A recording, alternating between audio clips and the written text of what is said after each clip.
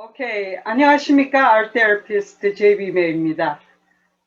오늘 KCC에서 마련한 Art Therapy Experience에 오신 그대들, 그리고 저를 환영하는 의미에서 박수를 한번 크게 쳐볼까요? 두 손을 모아서 1, 2, 3. 오케이. 지금 오늘 아침에 뉴스를 보니까 아직도 저희가 사는 미국에서 코로나가 멈추지 않고 있습니다. 그리고 우리한테 친숙한 인디아, 그 나라에서는 많은 사람들의 그 무지에 의해서 방역이 안 되는 그런 안타까운 소식이 전해지고 있더라고요. Speaking of India, 인디아는 독립이 되기 전에 250년 동안 영국의 지배를 받았죠. 그 지배를 받고 있는 그때에 거성이 나타났습니다. 우리한테 잘 알려진 마하마트 간디라는 분이죠. 그분은 인디안 그 국민들에게 그렇게 호소를 했습니다. Non-violent, 무저항, 으로 영국으로부터 우리가 독립을 하자. 그래서 그 인디안들에게는 물론 세계의 많은 million people에게 커다란 영감을 주는 말을 했습니다. 근데 그분이 말을 한 그 대목이 다음 스크린에 보이죠. 우리가 우리의 사고를 이렇게 살펴보면 그 사고가 이 말이 언어로 이어지게 됩니다. 그리고 그 언어는 또 행동으로 바뀌게 되죠. 그래서 그 행동은 우리 자신의 습관이 된다고 얘기를 했습니다. 그럼 그 습관은 우리들 자신의 운명이 된다. 그렇게 얘기를 했습니다. 근데 그 당시에 서구에서는 오스트리아죠. 우리한테 너무 잘 알려진 심리학자 시그먼드 프로이드는 우리 인간의 그 행동은 이 빙산의 일각이다. 뭐 여러 그대들이 잘 들어본 말일 겁니다. The tips of iceberg. 그 미국 사람들이 같이 우리 생활을 하면서 그런 말 많이 하죠. It's a tips of iceberg. 예를 들어서 여자들이 우리가 집에서 가선 노동을 할 때도 It's a tips of iceberg. 우리가 상을 차렸을 때 보여지는 거는 tips of iceberg. 왜냐하면 장애를 가서 우리가 쇼핑을 해서 가져와서 씻고 다듬고 그래서 쿡을 해서 상에 차려지는 그거는 정말 일부분에 지나지 않는 거라고 생각을 해서 tips of iceberg 그렇게 얘기를 하죠. 근데 시그먼드 프로이드는 1915년인가 그때 책을 쓰면서 그런 얘기를 했습니다. 우리의 말하고 하는 행동은 일부분의 빙산의 일부분이다. 그 저 물 밑에 거대한 우리 자신의 subconscious 아니면 그 unconscious 잠재의식이죠.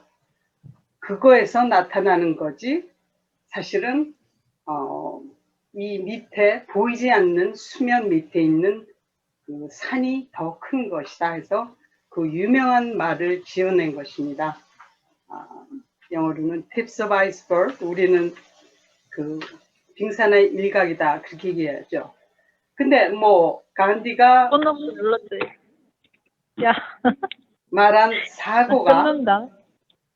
행동으로 이어지는 과정, 그리고 시그먼드 프로이드가 우리의 행동에서 말한 그 과정, 어찌 보면 일맥이 있는 것 같습니다. 그래서 제가 다음 스크린을 보면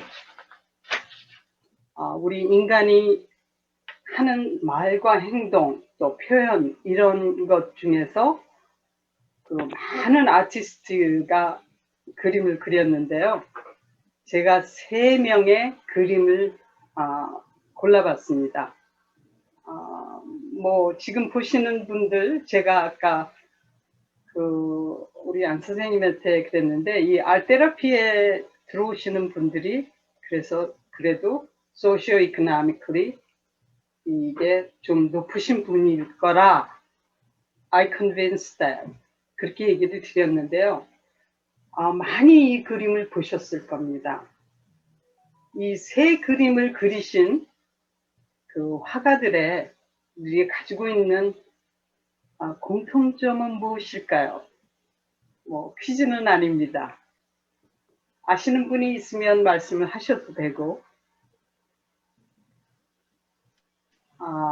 이 왼쪽 제가 보는 것에서는 왼쪽 상단입니다. 막 이렇게 black and white and blue and gray, orange 뭐 이런 색깔로 그려놓은 위에 있는 그림은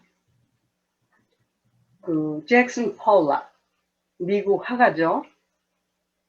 우리 어찌 보면은 abstract expressionist, 그러니까 그 abstract expression을 그리면서 이 페인팅이 되는 것은 페인팅 자체가 살아있는 것이다, 생명이다, 그렇게 얘기를 하면서 이 사람은 그림을 그릴 때 붓으로 그린 게 아니라 이 페인트 깡통을 들고 이렇게 떨어뜨렸습니다. 그 큰 캔버스 위에. 그러니까 예를 들어서 우리가 이런 그림을 드립 페인팅이라고 그러죠. 왜냐면 그 드립 페인팅을 들어서 이렇게 떨어뜨리는 거니까 그런 그림을 그린 사람입니다. 그래서 그 사람이 자기는 그 인간의 정말 비이성적인 면을 항상 너무 많이 보았기 때문에 그거를 표현하고 싶었다, 그렇게 얘기도 했습니다. 그리고 그 밑에 굉장히 이 스트로크, 붓 자국이 굉장히 강해 보이는 그림이죠. 뭐 우리한테 너무 잘 알려진 그림이죠. 다 아시죠? 이건 누가 그렸는지. 벤 고흐가 그린 Starry Night. 밤에 이 벤 고흐가 그러니까 죽기 바로 전에 그 사람이 요양원에 있었습니다. 그 당시에는 그런 병원을 요양원이라고 불렀죠. 그 세엄 그렇게 불렀는데 거기서 바라본 빌리지의 모습이 이런 모습으로 보였다고 합니다. 근데 그 당시에 이 벤 고흐를 치료하고 있던 의사가 한 말이 있습니다. 이 사람이 우리가 디프레션이 있는 사람들은 프로젝이나 엔티디프레션을 먹죠.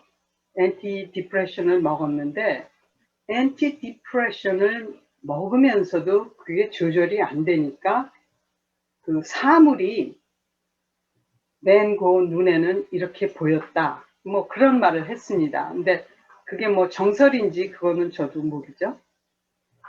그리고 그 다른 쪽에 있는 그림은 많이 그대들이 뭐 길거리에 가다가도 보셨을 거고, 또 이 그림을 많은 그 젊은 화가들이 패러디를 많이 했죠. 뭐 우리나라 정치 뭐 바이든의 얼굴도 이렇게 여러 개 그려서 놓고, 이 패러디를 한 그 화가의 이름이 앤디 워홀이죠. 우리한테 너무 뭐 친근한 미국의 팝 아티스트. 그러니까 미국이 2차 대전 이후에 나온 그림들을 팝이라고 그렇게 팝아트 그렇게 부르거든요. 그러니까 이 잭슨 폴락이나 밴고 사람들은 들의 시대는 끝나고 전쟁 이후에 이런 팝 아트, 뭐 마더나, 이게 전부 마더나 아트지만 이 미술계에서는 다르게 분류를 하고 있죠.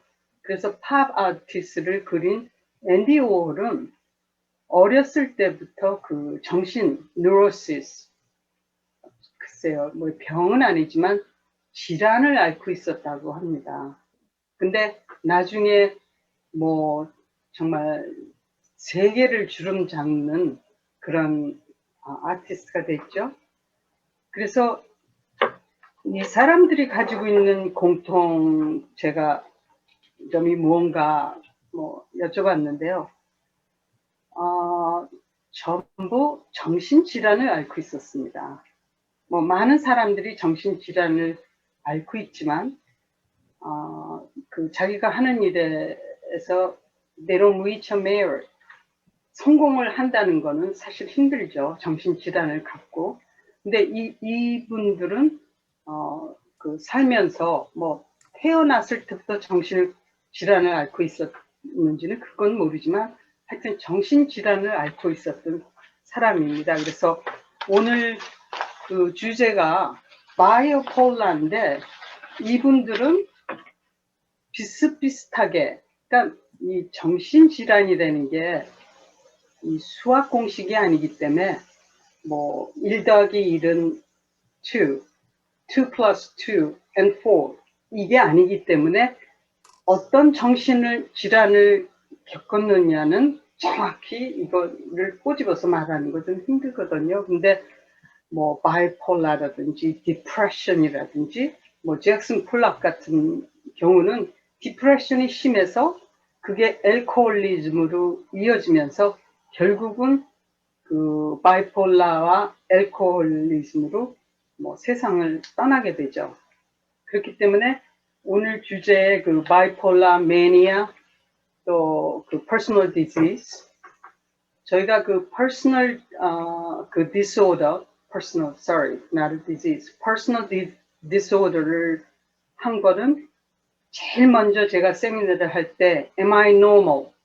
우리가 하는 그 행동이 내가 이게 정신적으로 뭐 쉽게 말하자면 미쳐서 하는 행동인가 아니면은 진짜 정신적 질환이 있어서 하는 건가 그거를 살짝 저희가 커버를 했는데요. 오늘 이 세 번째로 personal disorder를 커버를 하겠습니다. 그래서 그 다음 그 스크린을 보시면 이 대표적인 그 바이폴라에 대해서 제가 생각나는 그 중국 아이의, 그러니까 12살 된 아이의 그림을 왼쪽에서 이렇게 보시면 이 그림을 그린 아이가 사실은 남자아이입니다. 남자아이인데 이 바이폴라나 디프레션을 겪는 그 티네이저 또는 사람들이 제일 많이 하는 것 중에 하나가 우리한테 이제 많이 보게 되고 친근한 거죠. 뭐 한국 사람들은 변명을 한다.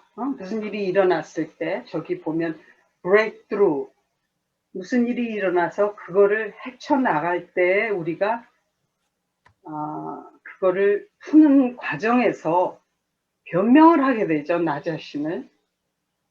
그거를 지적해서 학문으로 이거를 형성해 놓은 사람이 시그먼드 프로이드입니다. 그래서 다시 또 말씀을 드리겠지만 우리가 사회생활을 하면서 특히 우리보다는 그 미국 사람들이 이 디펜스 메커니즘, 변명을 많이 하죠.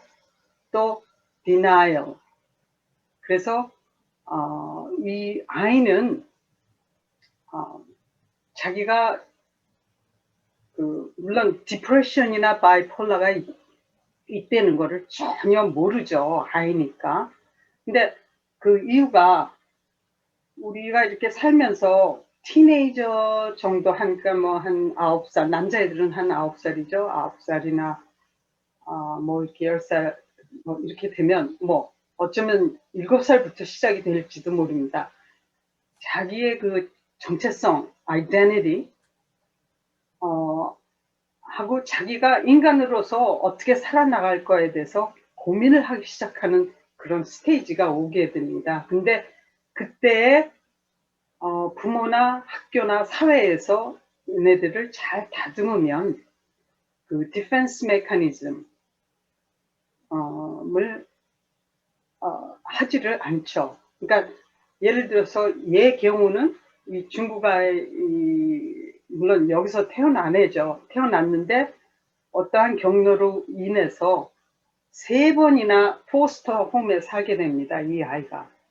그러니까 얘는 그 당시에 그 컨퓨전이 오기 때문에 학교에서 공부를 하고 뭔가를 그 배우고 이러는 것보다는 자기 자신이 처한 그 사회적인 그 환경에 대한 그 앵거, 분노, 또 아픔 이런 거를 커버를 할 그 나이도 우선은 어리고 할 능력이 없으니까 그 분노 그거를 다 어디다 채우느냐.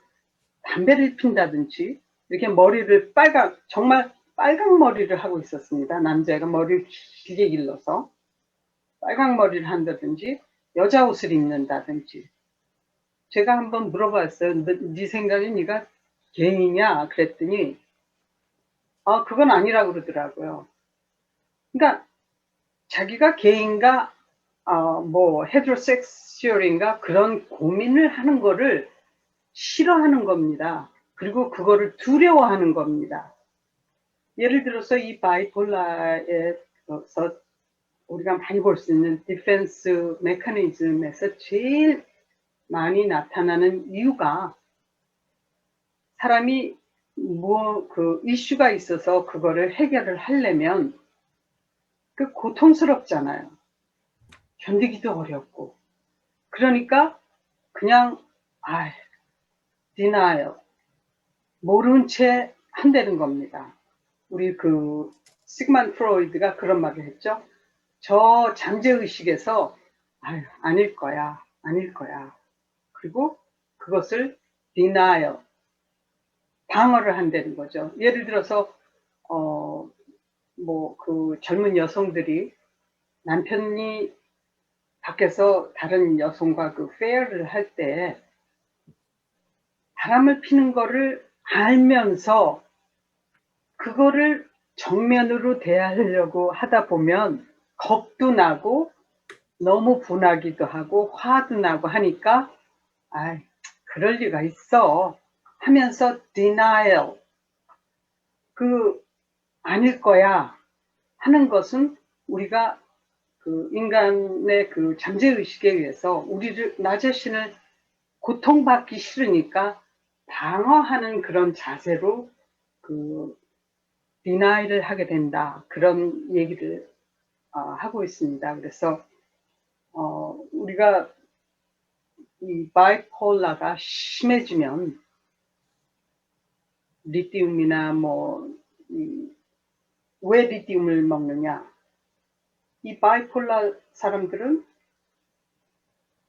이 무드 스윙을 조절을 못 하거든요. 견디지를 못하는 게 아니라 그렇게 어찌 보면 유전자에 의해서 이게 뭐 내가 변덕이 심해서 무드 스윙이 이게 잘 조절이 안 되는 거하고는 차원이 틀린 겁니다.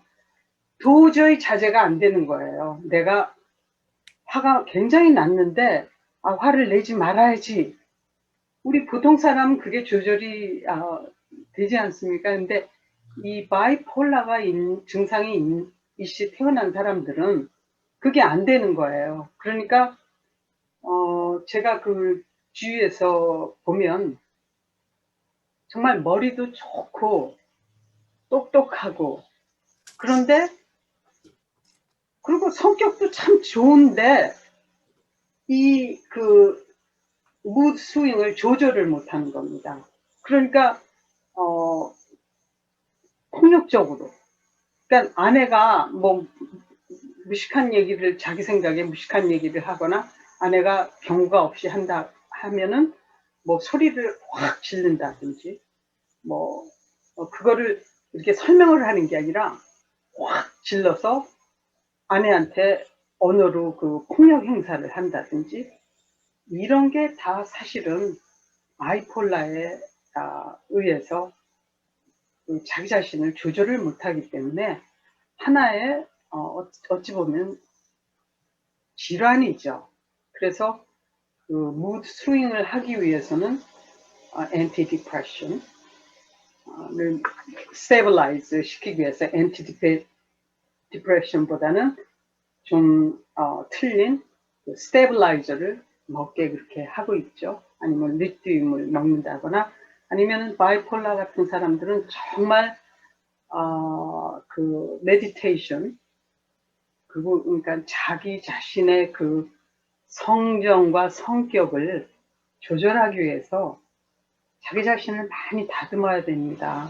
아름다운 것을 많이 보고 뭐 꽃을 가꾼다든가 책을 이렇게 읽고 그 그림을 그 책을 읽은 뭐 독후감을 쓴다든가 그런 게 상당히 필요하다고 이제 전문가들은 그렇게 얘기를 하고 있습니다. 그래서 그 우리가 흔히 보죠. 남자들이 뭐 요즘은 우리 여성들도 직장 생활을 다 하니까 직장에서 막 시달리고 와서 이렇게 집에를 오면 남자들은 애들은 때릴 수 없으니까 뭐 그 분노나 이런 그 상사한테 받은 그 모욕감이라든지 모욕감, insult 그런 거를 풀지 못하고 뭐 집안에 있는 개 궁뎅이를 다 걷어찬다든지 아니면 여자 같은 경우는 애들이 뭘 그 다음날 뭘 준비물을 준비해 준다 해달라고 그러면 신경질을 확 내는 경우가 있죠. 근데 이제 그게 신경질을 확 내는 그게 빈도가 잦아져서 그거를 조절을 못할 때는 우리가 저 사람이 바이폴라의 증상을 나타내고 있구나 그렇게 봐야 됩니다. 예를 들어서 남편이 똑같은 남편인데 뭐 저희 친구가 그 얘기를 했습니다. 저한테 헨리가 사과를 먹는데 똑같이 그 사과를 먹는데 우적 소리를 내면서 먹는다고 그러더라고요. 근데 어느 날은 그게 괜찮다가 갑자기 그게 바더가 되기 시작했다 그러더라고요. 그러니까 그게 바더가 되니까 너는 사과를 어떻게 이렇게 무식하고 저지른 사람처럼 그렇게 먹느냐고 소리를 자기가 지르기 시작했다. 그런 얘기를 저한테 하더라고요. 근데 그게 이제 그 살면서 바이폴라의 증상이 오기 시작한 거죠. 모든 게 다 싫고 너무너무 바더가 되는 게 많고 또 왜 우리 한국말에 그 말이 있잖아요. 도대체 그 꼴이 보기 싫다. 그것도 일종의 우리가 그 일상생활에서 디프레션이 온 상태에서 그게 심해지면 그게 바이폴라로 옮겨지기 때문에 그런 증상이 나타나기 시작하는 거죠. 그래서 그 다음 장을 보면 저희가 그 매니아 이런 말이 나오는데요. 그 사회에서 매니아란 말을 제 생각에는 조금 잘못 쓰고 있는 것 같습니다. 이 매니아는 그렇게 긍정적인 말이 아닙니다, 사실은. 왜냐하면 우리가 볼 때, 저 사람은 그 락 매니아야. 그 뭐 음악 콘서트를 노상 가고 또 음악을 노상 듣고 또 클래식을 노상 듣고 이런 사람을 매니아라 그렇게 부르죠. 근데 사실은 매니아라는 말은 긍정적인 것보다는 조금 부정적인 말이 많습니다. 제가 이렇게 보니까 지금 그 extreme이란 스펠링이 틀렸는데요. extreme입니다. EM이 죄송합니다. 그게 이 매니아는 실상 디프레션에서 오는 그 용어입니다. 왜냐하면 이 바이폴라가 쫙 올라갔을 때, 바이폴라 증상이 쫙 올라갔을 때는 우리가 매니아라고 부르고, 또 바이폴라가 쫙 내려가서 기분이 디프레션 되고 너무너무 모든 게 싫고 이러면 그거를 depressive disorder라고 부르거든요. 그러니까 매니아는 하나의 바이폴라의 증상인 겁니다. 쉽게 얘기를 해서. 그래서 그 바이폴라를 가진 사람들이 대개 매니아와 디프레션을 같이 갖고 생활을 하죠. 그러니까 어떤 사람을 보면 어떤 날은 기분이 막 이제 그 뭐 리튬이나 그런 스테빌라이저를 안 먹어서 그런 거죠.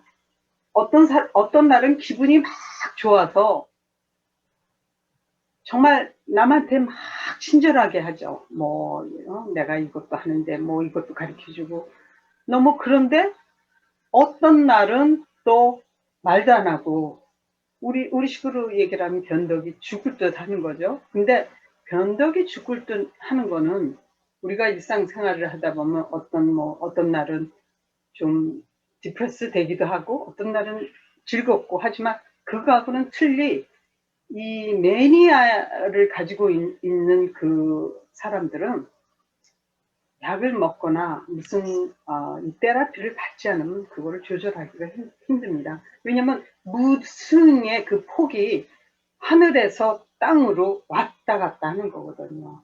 그러니까 어떤 그 여자들도 그런 여자들이 있죠. 어떤 날은 이쁘게 하고 나오다 또 그 다음 날은 머리도 빗지 않고 디프레션 돼가지고 나오고 이런 거는 어쩔 수 없이 그 사람이 그 매니아의 증상을 갖고 있기 때문에 사실 그 자기 자신의 그 이성으로서 아까 그 잭슨 폴락이 그런 얘기를 했죠. 우리 인간이 얼마나 비이성적인 동물인가 그거를 표현을 하고 싶었다 그러는데 그런 식으로 정말 체면이고 뭐고 그 감정을 자기 자신의 그 감정을 조정을 못하고 그 조정을 못하면서 자기 자신한테 그 얘기를 하는 거죠. 나는 내가 무슨 정신질환이 있어서 그런 게 아니라 사실은 환경이 이래서 돈이 없어서 이걸 못해. 뭐 이러고 자기 자신을 안위하는 그런 디펜스 메커니즘을 많이 갖고 사는 사람들이죠. 특히 제가 말을 조금 조심해야 되는데요. 우리 주위에 보면 그 무슨 일이 일어났을 때 우리가 그 해결을 해야 되는 것을 견뎌 나가야 되는 것을 breakthrough라고 얘기를 하는데요. 그 breakthrough 하는 과정에서 그걸 해결하는 방책에서 점을 많이 보러 다니시는 분들 또 그냥 종교에만 매달려서 종교가 다 하늘에 계신 누가 해결을 해준다는 식으로 그렇게 믿고 사시는 이런 분들을 학문에서는 사실은 매니아의 증상이 있다. 제가 한 말은 아닙니다. 그렇게 보고 있습니다. 그러니까 이성적으로 풀고 감정을 자기가 조절하는 것보다는 어디에 매달리고 그 증권에서 돈을 버는 그 기쁨 그걸로 정말 매일매일을 보내는 그런 사람들 아무것도 안 하고 하기는 그렇게 했으니까 또 성공을 하죠. 매니아의 기질이 있으니까 반면에 성공을 하지만 그 매니아가 심한 사람들은 성공을 하지 못합니다. 왜냐하면은 어느 단계에 이르면 그거를 스탑을 할 수 있는 그런 이성이 있어야 되는데 그 이성이나 감성이 조절을 못하기 때문에 그게 이제 질환이 되는 거죠. 그래서 막 어디에 매달리고 진짜 왜 그런 남자들 있잖아요. 자기하고 정말 결혼해서는 안 되는 여잔데 그냥 뭐 우리 그 속된 말로 눈에 콩깍지가 씌어서 쫓아다녀서 결국은 그 여자를 어떻게 해서라든지 내 거를 만드는 그런 남자. 그런 남자들도 매니아의 증상이 있기 때문에 하나의 질환으로서 그런 행위를 하는 것입니다. 그래서 이 매니아라는 게 우리 그 보통 사람들 사이에서 어떻게 쓰여지고 있나 그거를 제가 그 말씀을 드렸습니다. 그리고 이제 세 번째로 그 personal disorder 그거를 그 다음 장에서 보면 저희한테 제일 정말 가까이 있는 거죠. 내가 내 자신이 지금 그런 상태에 있는 거를 모르고 많은 사람들이 살고 있습니다.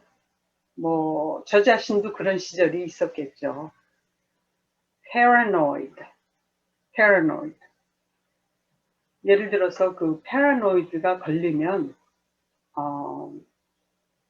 모든 그 자기가 보는 시각이 보통 우리가 보는 시각하고는 다르게 됩니다. 예를 들어서 뭐 불안하고 anxiety가 심해지는 건 그거는 뭐 너무너무 보편화된 거고요.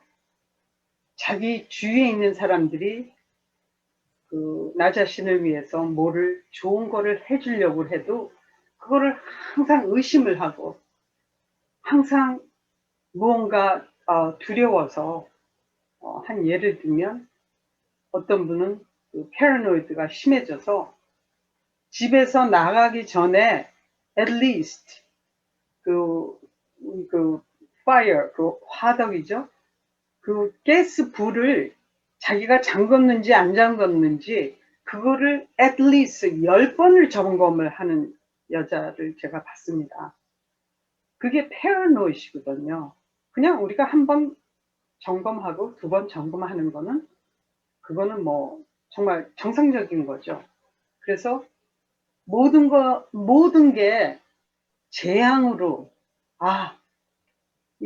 내년에 지구가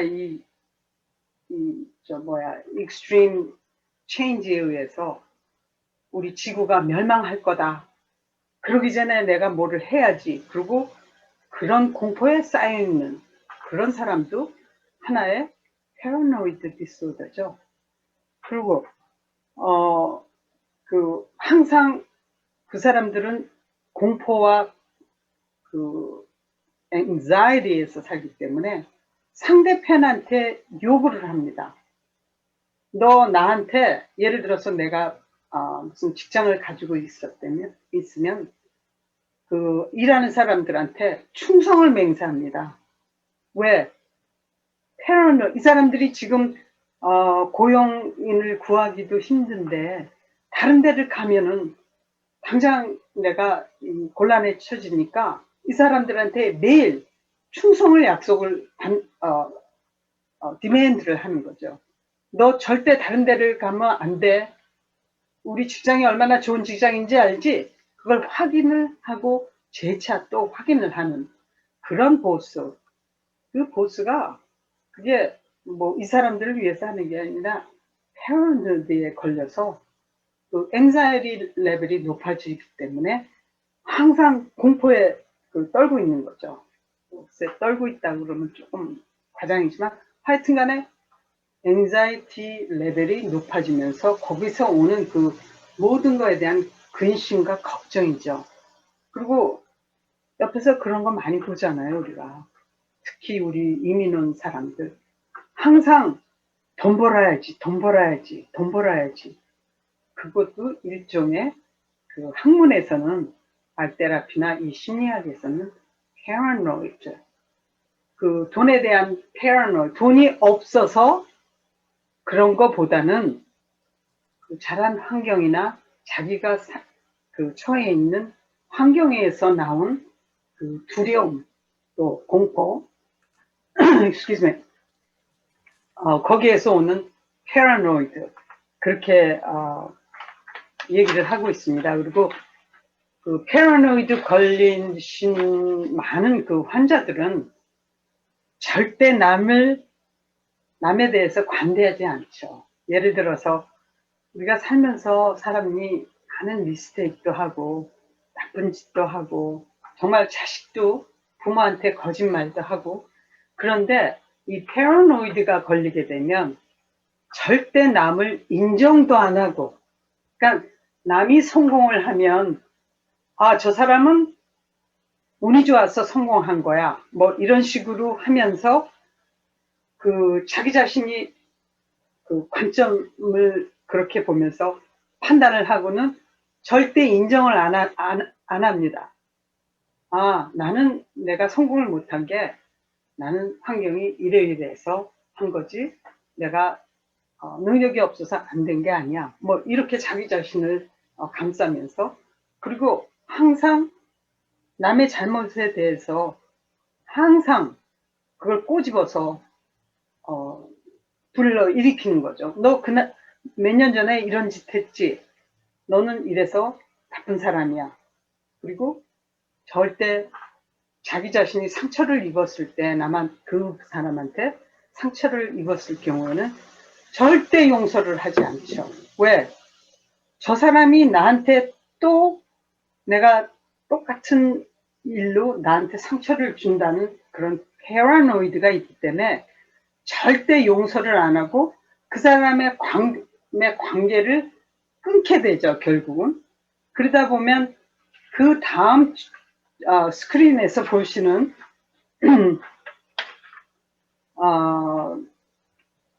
한 장이 미스가 됐네요. 그 다음 주에서 보실 수 있는, 아니죠, 그거죠. 그 전에 서 보는 스키조프레니아가 된다든가, 물론 스키조프레니아는 그 다음 거 장을 넘겨주세요. 죄송합니다. 보면은 그게 그 상처에 받은 그 사람으로부터 상처가 받은 게 너무너무 그게 가슴에 상처가 됐기 때문에 절대 용서를 안 하고 그 사람을 끊고 차차차차 사람에 대한 두려움이 생기기 때문에 우리가 말하는 엔티 소셜이 되죠. 그리고 그 다음에 그 보더라인이 되고, 또 스키조프레니아, 이거는 뭐 어떻게 보면 스키조는 타고난 그게 많지만 너무너무 패러노이드가 심하게 되면 스키조프레니아 되는 경우가 많습니다. 그래서 이 패러노이드가 얼마나 우리 자신을 네거티브하게 만들 수 있다는 그거를 제가 보여드렸고요. 여기서 말하는 그 나르시스틱은 뭐 너무너무 잘 알려져 있죠. 우리 전 대통령, 그 트럼프 대통령이 나르시스틱, 전혀 남에 대한 관심이 없고 남에 대한 배려도 없는 사람들입니다. 미미미미미, 굉장히 지금 미국 사회가 미미미미, 나만 잘 살아야 되고 내 것만 좋고 나만을 위해서 인생을 보내고, 그렇게 점점 돼가고 있죠. 그게 사람들이 나르시스틱 해가기 때문에 그렇다고 심리학자들은 얘기를 하고 있습니다. 그리고 그 다음에 보는 그 histrionic, 이거는 여자들이 제일 많이 하는 그 행동을 얘기하는 건데요. 완전 뻥이죠. 모든 그 사건이나 모든 일을 과장해서 하는 그런 것을 histrionic, 그것도 병이거든요. 정신질환이고, 그 다음에 마지막으로 드릴 수 있는 거는 그 여자들이 이렇게 머리를 무슨 얘기를 하면서도 이렇게 머리를 이렇게 감아서 이렇게 하고 있다가 또 풀었다가 또 머리를 자꾸 이렇게 잡아당기고 자신의 머리를 얘기하면서도 하고 가만히 책을 읽으면서도 그런 여자들을 많이 보죠. 주위에서.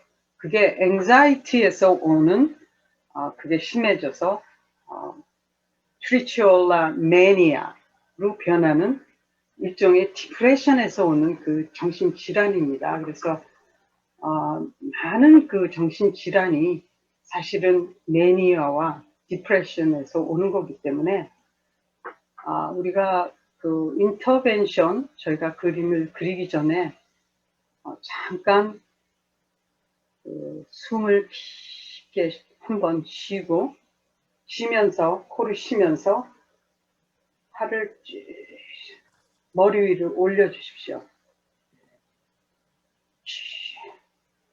올린 다음에 더 쭉 올리십시오.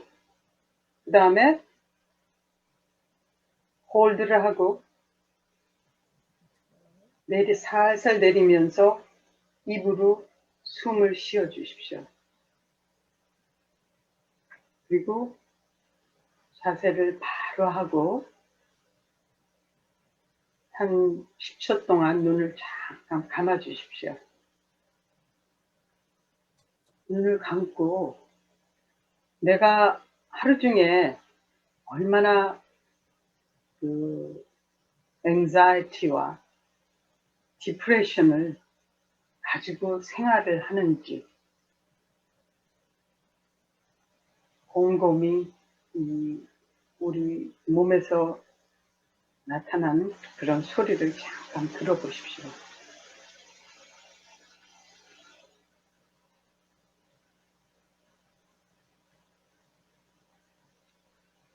오케이, 눈을 살며시 뜨시고 준비되신 그 종이나 캔버스에 오늘의 주제인 그 바이폴라나 디프레션, 그 매니아 때 우리가 많은 그 사람들에게 또 일상적으로 할 수 있는 그 컬러 메디테이션.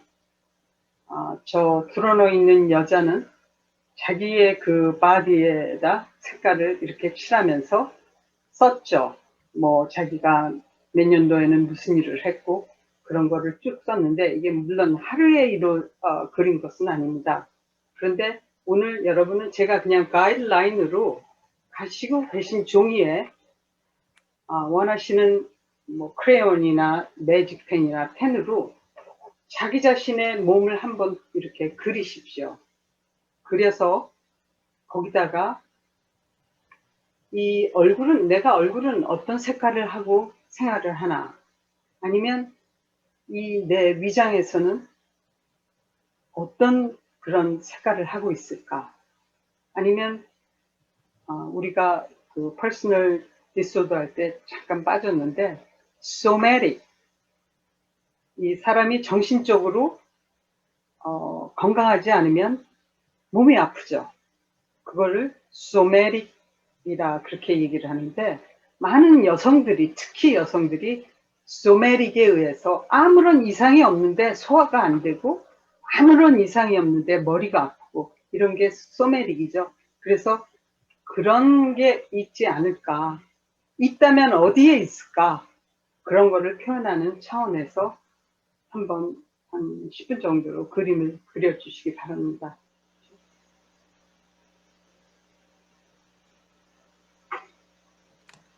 저희가 이 Art Therapy Experience를 온라인으로 하기 때문에 사실은 충분한 시간을 드리지 못하는 것을 제가 사과드립니다. 그리고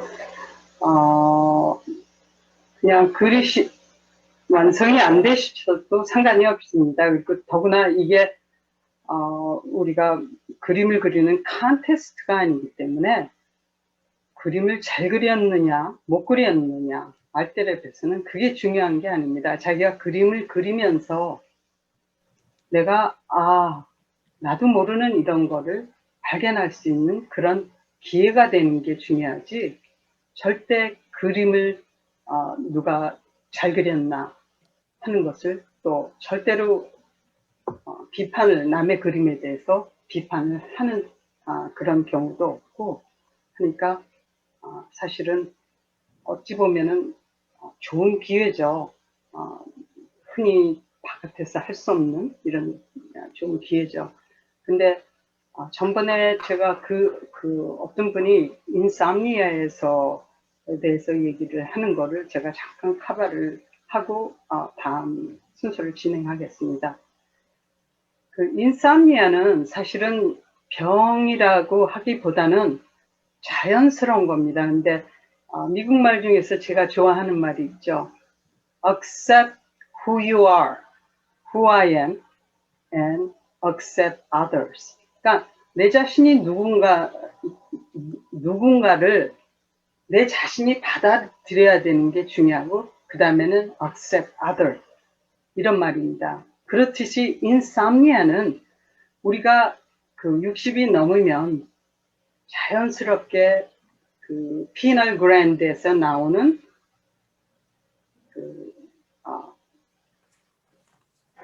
그게 적어지기 때문에 이게 어떻게 보면 자연스러운 현상이죠. 그래서 그 멜라토닌이라는 그 분비물이 20%밖에 안 나온다고 합니다. 60이 넘으면. 그렇기 때문에 제일 좋은 방법은 너무 그렇게 잠을 저녁에 못 자서 힘들어 하시는 분들은 그거에 대해서 너무 고민하시지 마시고 절대 데이타임에 여러 가지 프로그램을 한다든가 운동을 하고 잠을 깜빡이라도 주무시면 안 됩니다. 왜냐하면 낮에 자는 그 10분이나 5분은 밤에 자는 4시간에 상응한다고 그렇게 학자들은 얘기를 하거든요. 그래서 절대 잠을 자지 말고 밤에 정 어려우면 그 멜라토닌이라고 그러죠. 약국에 가면은 뭐 제일 낮은 그 5mg으로 제가 알고 있습니다. 그거를 하나 먹고 주무셔도 되고 정 힘들 때는 그냥 뭐 TV를 보든지 뭐를 하라고 사실은 의사들은 권유를 하고 있습니다. 잠이 안 온다고 싸우지 말고 뭐를 하고 하다가 오기 시작하면 밤에 그냥 자라. 그래서 너무 심각하게 생각을 하지 않으셔도 된다고 제가 말씀을 드리고요.